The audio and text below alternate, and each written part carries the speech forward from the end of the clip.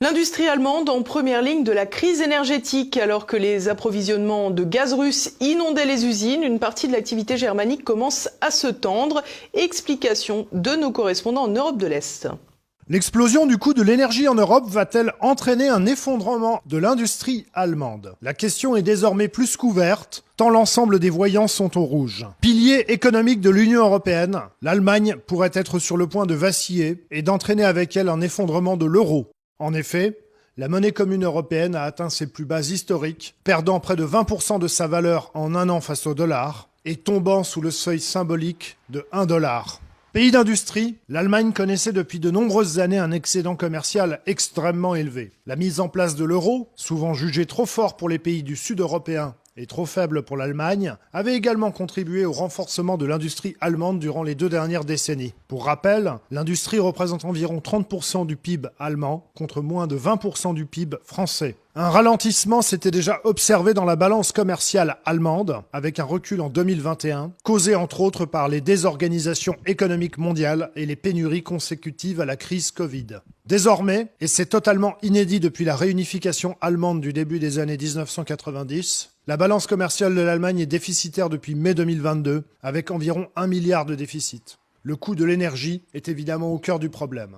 Le sabotage des gazoducs Nord Stream semble avoir entériné le fait que la crise énergétique en Europe ne sera certainement pas de courte durée et qu'il n'y aura pas de retour rapide à une énergie suffisamment abordable pour pouvoir produire à des coûts compétitifs. Dès lors, c'est une vague massive de désindustrialisation et de délocalisation qui voit le jour. En effet, de nombreux industriels allemands sont désormais tentés de quitter l'Allemagne et la presse économique allemande parle désormais d'exode de l'industrie. Tandis que d'un côté les investissements industriels allemands en Chine sont croissants, c'est désormais un exil outre-Atlantique, aux États-Unis d'Amérique, qui tente de plus en plus d'entreprises industrielles allemandes. En effet, les États-Unis pourraient devenir bénéficiaires dans l'effondrement économique du continent européen. Alors que Washington incite les Européens à sanctionner la Russie, en dépit du fait que l'Europe est grandement tributaire des ressources énergétiques russes, l'Amérique ne connaît actuellement pas de crise énergétique et pourrait donc devenir un nouvel Eldorado pour l'industrie allemande et plus généralement européenne. De grands noms comme Siemens, Aldi ou Lufthansa sont déjà évoqués. À Berlin, les dirigeants commencent à s'inquiéter officiellement de voir des pans entiers de l'industrie allemande disparaître, et ce, en dépit des plans de sauvetage de plusieurs centaines de milliards d'euros annoncés. En France, 8 mois après avoir expliqué qu'il mettrait à genoux l'économie de la Russie, le ministre de l'économie Bruno Le Maire semble avoir été le temps d'un instant frappé par la lucidité et a évoqué un sujet tabou, à savoir que les Américains pourraient être les grands gagnants au détriment de l'Europe des événements actuellement en cours. L'importance capitale de la déclaration de Bruno Le Maire, effectuée le 10 octobre durant le débat parlementaire sur la loi de finances, a toutefois été médiatiquement éclipsée par la polémique qui a éclaté justement entre Bruno Le Maire et le député RN Alexandre Loubet, qui a qualifié de lâche le ministre durant le débat.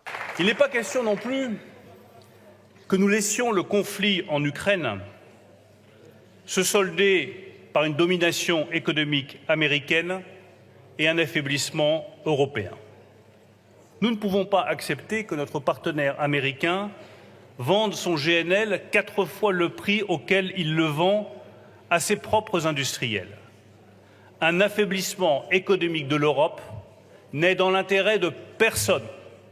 Un affaiblissement économique de l'Europe n'est pas dans l'intérêt de nos partenaires américains. Nous devons trouver des relations économiques plus équilibrées sur la question énergétique entre nos alliés américains et le continent européen.